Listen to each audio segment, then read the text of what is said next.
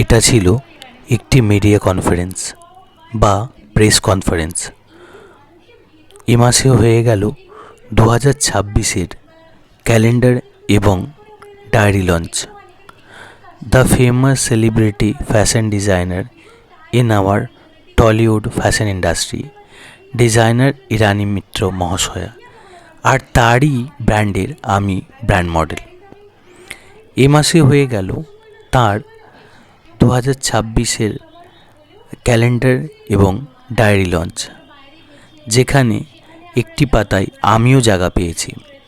শুধুমাত্র এবছর না, প্রত্যেকবারই আমি ওনার অ্যাজ এ মডেল ওনার ক্যালেন্ডারে কাজ করি। শুধু ক্যালেন্ডার না, ওনার যত রকম শ্যুট হয় সমস্ত শ্যুটেই আমি কাজ করি, যেহেতু আমি ওনার পেজের মডেল। এই যে আমাকে ফেলিসিটেশন করা হচ্ছে, ইভেন বিভিন্ন রকম গিফটস দেওয়া হচ্ছে, মেমেন্টো, ছোটো ছোটো গিফটস যেগুলো ম্যাম মডেলদেরকে দিয়ে থাকেন। ছোট একটা ক্যালেন্ডার যেটা স্টাডি টেবিলের ওপরে থাকে।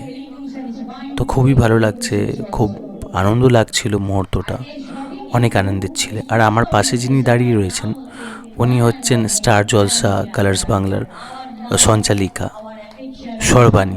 সর্বাণীদি। উনি অত্যন্ত ভালো একজন মানুষ, খুব বড় হৃদয়ের একজন মানুষ। তো আমার তো সারাক্ষণ উনি অনেক প্রশংসা করছিলেন, ভালো ভালো কথাবার্তা বলছিলেন আমায় নিয়ে।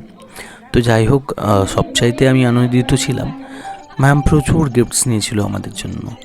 তারপরে আমরা নিজেদের মধ্যে একটু আনন্দ করে নিলাম, মানে আমরা যতজন মডেলস ছিলাম। আমি তো গানও করি শখে, তো ওরা আমায় প্রায় সবাই আমায় রিকোয়েস্ট করে যে গান করো। তো আমি গান করছিলাম, আমার খুব প্রিয় গান। ওরা সবাই নাচছিল, একটা ন অনেকগুলোই গান করলাম।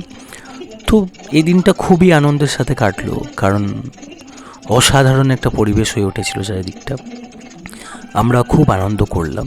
আর এই অনুষ্ঠানে শুধু আমি না, অনেক মডেলস ছিল, ইভেন শুধু মডেল না, অনেক অভিনেত্রী ছিলেন। সঞ্চালিকা যিনি আছেন ওনার জন্য তো বললামই। যাই হোক, সবাইকে ভিডিওতে নেওয়া সম্ভব হয়নি, কারণ যে ভিডিও করছিল আর কি আমার মোবাইল থেকে, তো উনি শুধুমাত্র আমার ফুটেজগুলোই নিয়েছেন। তো যাই হোক, খুব আনন্দ করলাম, সবাই নাচছিল, আমি গানও করছিলাম।